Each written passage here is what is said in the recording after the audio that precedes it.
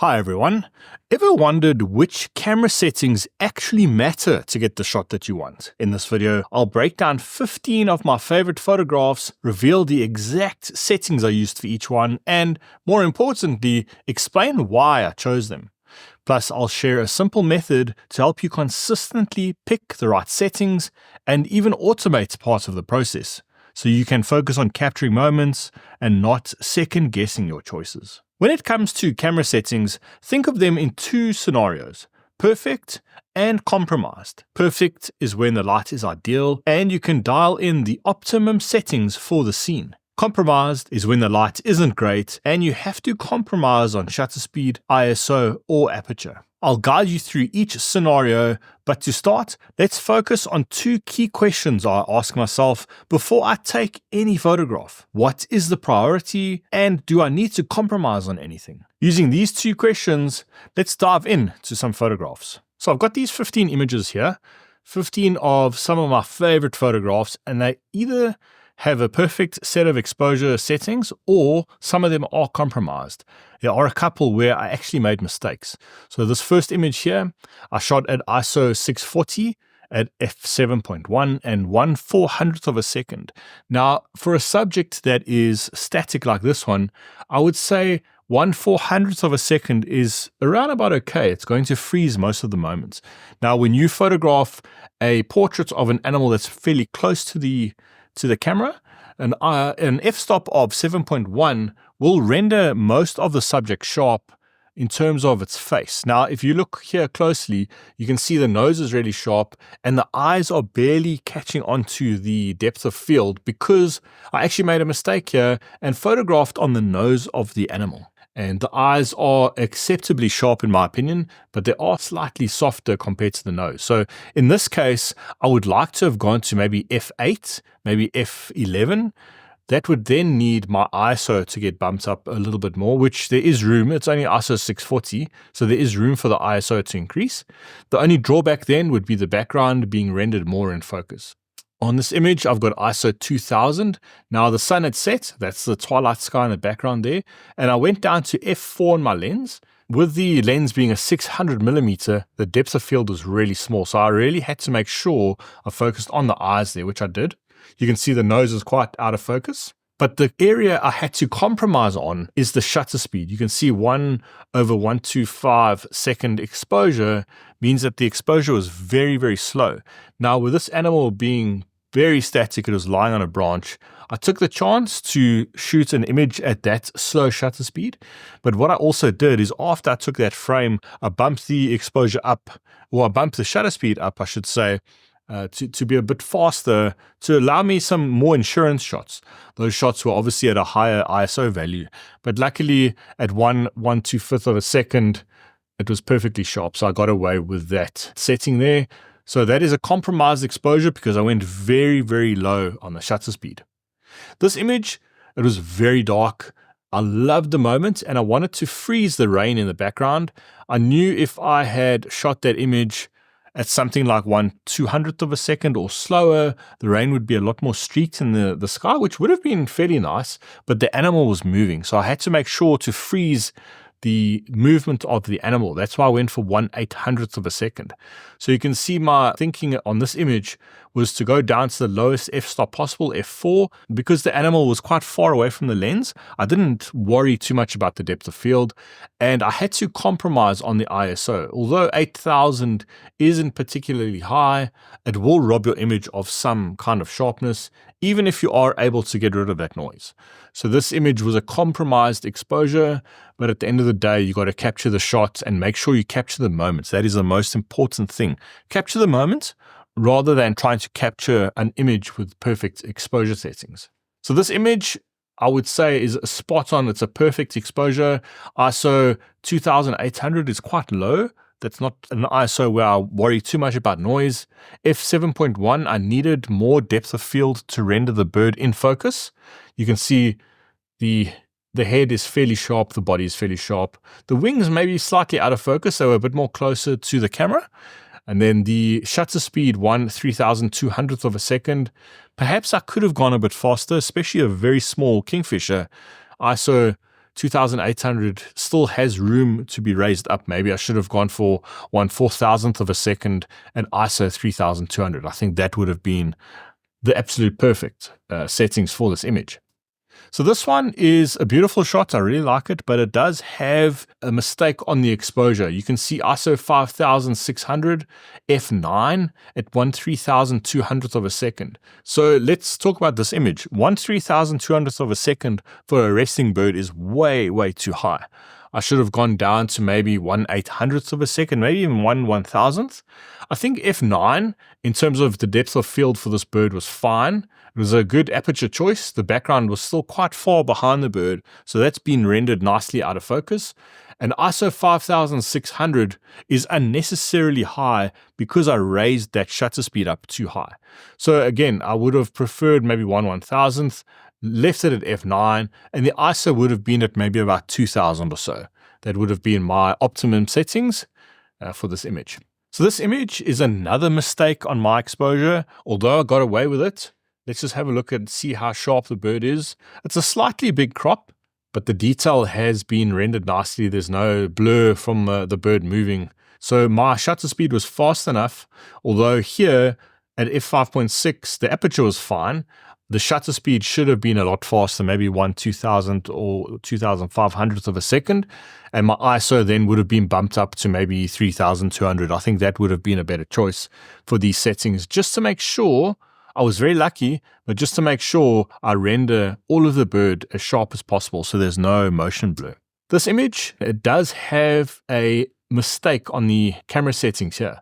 ISO 400 is perfectly fine. 1/800th of a second for this scene is also fine. The animals are moving towards me, although I should have maybe gone a slightly small amount faster. But where the image is suffering is from the f7.1, because if you look on the foreground here, these wildebeests in the foreground are out of focus, and the ones in the background are also out of focus. Now, having said that, it was shot at 300 millimeters, so to get depth of field across a vast distance, I think from the front of the image to the back, probably maybe 50 meters in terms of the scale of the scene, it would be very difficult to render that entire area in focus. But I wish I had gone for maybe f9 or f11 and just bumped up that ISO a little bit, just to allow a little bit more depth of field across the image. This one, I love the moment. I regret my choice in camera settings. And the reason why I say that is the cheetah are nicely rendered in sharp detail, so is the wildebeest, but this out of focus tree, I wish I had gone for a slightly larger depth of field. Now look at the camera settings, ISO 640 is fine. 1/5000th of a second was too fast. I could have got away with maybe 1/2000th of a second here. And my aperture, that is where this image suffers. f4 with a 600 millimeter lens has left this tree badly out of focus. Well, I say badly, it's acceptable. I think if you aren't printing very big, but I would like to have gone for f8 here, maybe even f11 if I had the opportunity to change that. The problem is with wildlife photography, a lot happens so quickly. So, sitting at the computer now, it's easy to tell you, I should have done this, I should have done that. But in hindsight, there are changes I would have made to this image, that's for sure. This rhino image, I shot this with a 400 millimeter f2.8. Now, my depth of field at 2.8 is nice on this main rhino, but it's rendered this rhino very, very slightly out of focus. I think the depth of field, the baby was slightly behind the main rhino here. So I would like to have maybe gone to f4 or f5.6 and drop the shutter speed because it's at 1/8000th of a second here. So I'd like to have dropped that maybe to 1/2000th and then increased my aperture just to bring that exposure into a more balanced area to make sure that rhino at the back there was in focus. ISO 400, I had a lot of room to play with in terms of the ISO. This image, I would say, is a perfect exposure. f5.6 was enough to render the entire scene sharp. ISO 640, 1/1000th of a second. The ISO is low enough for there not to be a lot of noise. f5.6, the aperture was enough to get in focus what I wanted. And then 1/1000th of a second was enough to freeze the motion in these fighting buffalo. This is one of my favorite shots. I just want to take a quick break from the photographs to let you know about a new online one-on-one service I'm now offering. Whether you need help with photography, editing, or if your Lightroom catalog needs attention, get in touch via the link below. Now back to the images. This one was a compromised exposure just because it was at night and there was a spotlight. You can see ISO 4000. I'm not compromising too much on the ISO value, but it is the shutter speed where I'm compromising. 1/250th of a second is perhaps borderline too slow if this animal turned or moved, but because it was static, I took a couple of frames at a low shutter speed and I managed to get one that was sharp. You can see here the image is incredibly sharp at f5.6. I don't mind that the back of the animal is slightly out of focus because the main story or the main attention of this image is the face and those whiskers there. So although it's a slightly compromised exposure, it did work. This one, I would like to have shot this at f11 just to get a bit more depth of field rendered on this back part of the image here and on the bottom. And obviously in the center, it's nice and sharp. That's where I focused. So 1/1250th of a second at f7.1, ISO 1400. I did have room to perhaps drop my shutter speed to allow the depth of field to be increased. And perhaps I could have increased the ISO slightly just to then allow the depth of field or the aperture to take up more of that exposure range to render more of that image in focus. This image, I would say, there's two schools of thought on this one. f6.3, now when you're shooting a bird at 600 millimeters, your depth of field is quite small. So you can see the head is nicely sharp, but this front wing here is not in focus. It's falling out of the plane of the depth of field. So here you could go and then shoot at f11, maybe even f16 if you want to go that high. The problem is it renders that background more in focus. So I compromised on the lack of depth of field on the bird's front wing to be able to render the background more out of focus and create more separation between the bird and the background. So 1/3200th of a second was enough to freeze the movement. f6.3 we've spoken about, and ISO 800 was perfectly fine. That's not in a value that I'm worried about at all. So this one was a heavily compromised exposure, and I made this choice on purpose. This was not a mistake. A small jackal drinking here at 600 millimeters. Now, a jackal's tongue moves very quickly, so I chose a shutter speed of 1/500th of a second to render that as sharp as possible. f6.3, I didn't worry about the aperture. That was the widest aperture I could have used. And ISO 16,000. Now, the sun had already set. This image was captured sort of during the glow of that post-sunset glow in the sky. So I knew to get the shutter speed I wanted, I had to use quite a high ISO. So I compromised on a little bit of detail from that high ISO. I did manage to clean the image up quite well, but I compromised on that ISO just to make sure I got a sharp photograph of this jackal drinking here. Now this image was another compromise. This was captured at night with artificial lights. Now you can see my settings here. I was at f6. At 430 millimeters on the lens I was using, that is as wide as I can go. And then the shutter speed 1/125 second at ISO 10,000. Now you can see there's a compromise on ISO and a compromise on my shutter speed. I had to drop the shutter speed as low as I could, but to do that I had to increase my ISO. So here I feel like it was worth the compromise because I got a nice image here. And again, it's fairly clean because I was able to denoise that. The one thing to remember with denoise software is when you have such a high ISO, your camera's not able to render a lot of detail. So even though you can clean the image up really nicely, you're still going to lose a lot of detail. Now, one of the main things to remember with these exposure settings, there are going to be compromises and there are going to be imperfections in the images. Now, I've learned to embrace those imperfections. Some of the images, yes, the eye might not be perfectly sharp or the nose not perfectly sharp or that front wing on that bird in flight. Not perfectly sharp, but at the end of the day, photography is about embracing those imperfections because it's something that occurs so quickly, and especially in wildlife photography, it's very hard to know what exact settings you need to use when the action is happening so quickly. Now, in the beginning of the video, I mentioned a simple method to always make sure to choose the right settings possible.